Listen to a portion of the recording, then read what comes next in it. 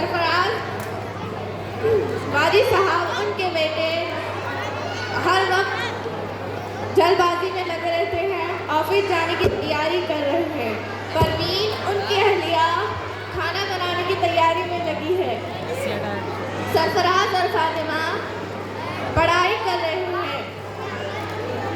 वाजी साहब का छोटा बेटा अपनी बी अम्मा के पहलू में खेल रहा है, आवाजें कर रहा है।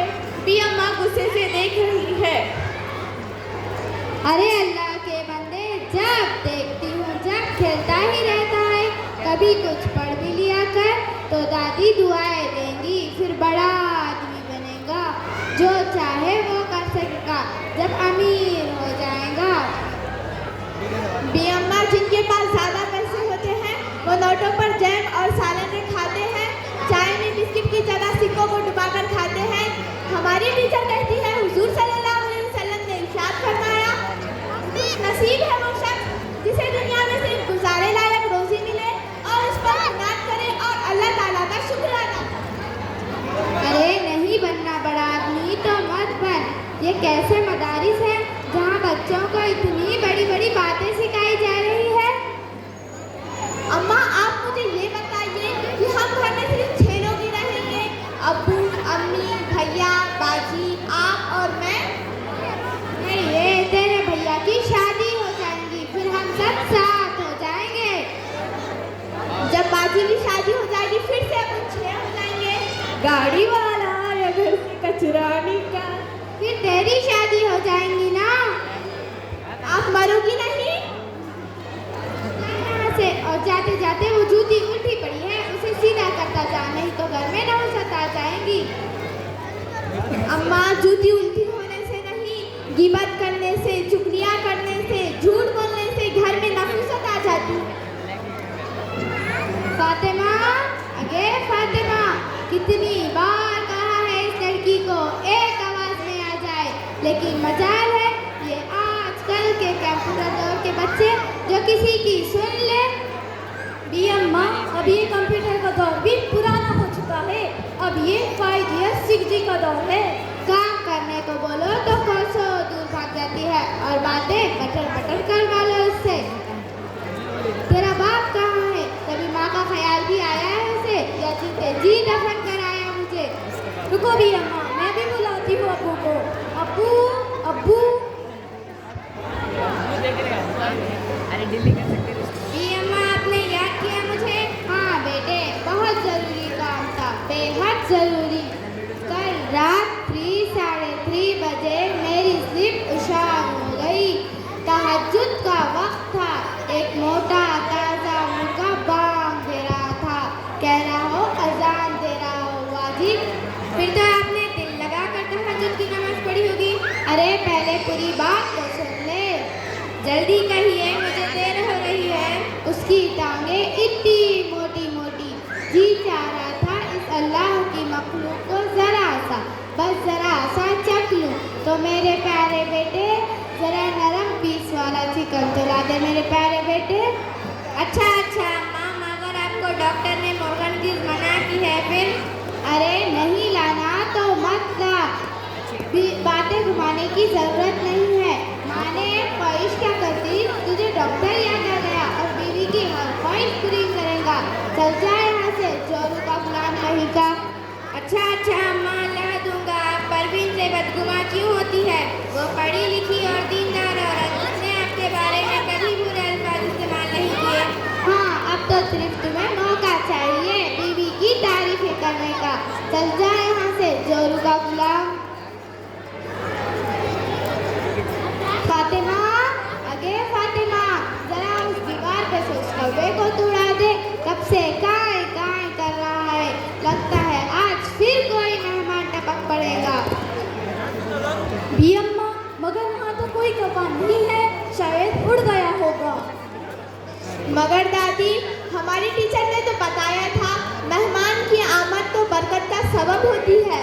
हुजूर सल्लल्लाहु अलैहि वसल्लम ने इरशाद फरमाया, मेहमान आता अपना रिस्क लेकर है और जाता है तो मेजबान की गुनाह बख्श कर जाता है। फिर मेहमान आने पर आप इतना क्यों चिढ़ती है? अगर मेहमान मत चाहे हो तो दहलीज पर फूल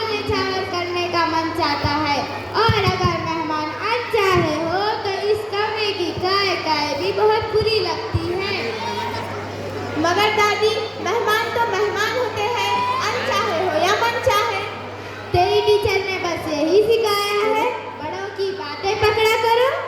चल जाए यहाँ से।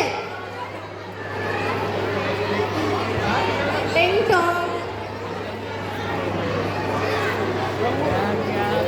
अस्सलामु अलैकुम भी अम्मा, कैसे हो आप?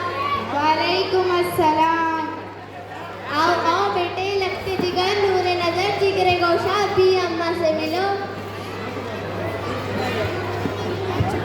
भी अम्मा मन में बड़बड़ाते हुए, हाय ये तो पूरी फौज लेकर आई है। हाय मेरा मोटा ताज़ा मसालेदार मुर्गा। खैरियत से बेटे, खैरियत से आना हुआ। माशाल्लाह पूरी फौज के साथ आई हो।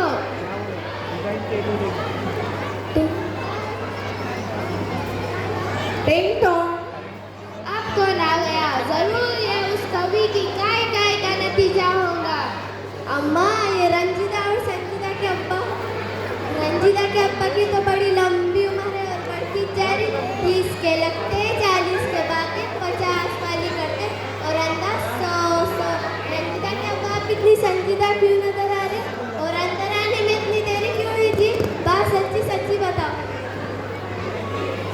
मैं जब अंदर आ रहा था तो एक काली मोटी बिल्ली मेरे सामने से छिप करके गई और मैं डर गया कि कुछ बुरा ना हो जाए। फिर मैंने सोचा कि मैं इतने सालों से एक काली मोटी बिल्ली के साथ रहकर कुछ अच्छा ना हुआ तो उस बिल्ली से क्या होगा। मैं कुछ समझी नहीं। सोचना भी मत, अपनी छोटी अकल से मोटी बात नहीं समझ पाओगी। जो काम के लिए आई हो। दामाद जी हाथ को खुजाकर पैसे की तरफ इशारा करते हैं। हाँ बेटे, कैसे आना हुआ? रेहाना फुफू, मेरी एक बात समझ में नहीं आई कि आपने अपने बच्चों का नाम इस तरह क्यों रखा? ये मैंने नहीं, ये भी अम्मा ने रखे हैं। फाल निकाल कर नाम किस तरह रखा जाता है?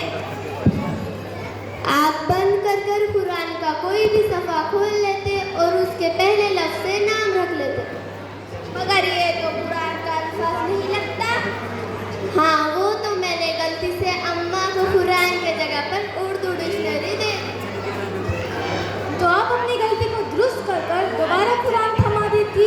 कम से कम आपके बच्चों के तो नाम सही हो जाते। हाँ, मैंने ऐसा करना चाहा, मगर अम्मा ने कहा जो होता है अच्छे के लिए होता है और उसमें अल्लाह की कोई ना कोई मसलियत होगी। फिर क्या अम्मा कहती, वो लाल वाली मोटी किताब लाना, मैं अपनी बेटी के बच्चों के नाम उसी में से ही रखूंगी। मगर हुजूर सल्लल्लाहु अलैहि वसल्लम ने इरशाद फरमाया, मेहमान आता अपना रिस्क लेकर है और जाता है तो मेजबान की गुनाह बख्श कर जाता है। हाँ माँ, इसलिए मैं आपके घर में आती। बड़े तो बड़े और छोटे भी मुझसे नसीहत करने लगे। फुप्पू, आप मेरे लिए काबिल एहतराम हैं। मैंने ऐसा कुछ नहीं कहा। अगर आपको बुरा लगा तो मैं माफ़ी चाहता हूँ। हाँ बेटे, कैसे आना हुआ बताओ? अम्मा, आपकी याद आ रही थी। क्या मैं अपने माँ को जब दिल चाहे मिलने नहीं आ सकती? तभी तो सुबह से मेरी बाइयाँ खड़क रही है और खाना खाते वक्त भी हिचकियाँ आ रही थी।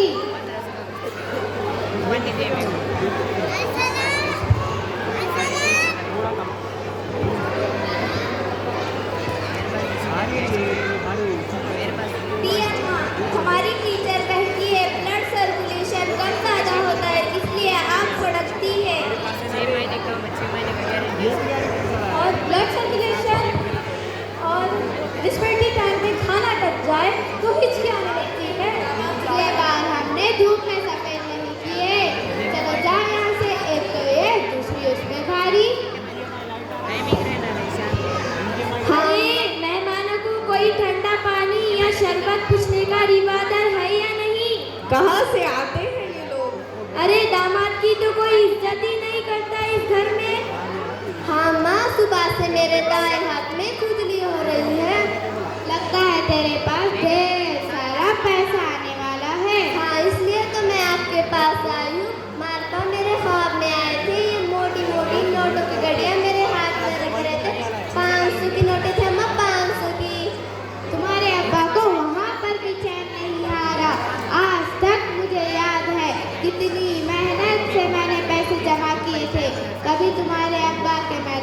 के सेवक में से, तो कभी बचा कर, तो कभी तो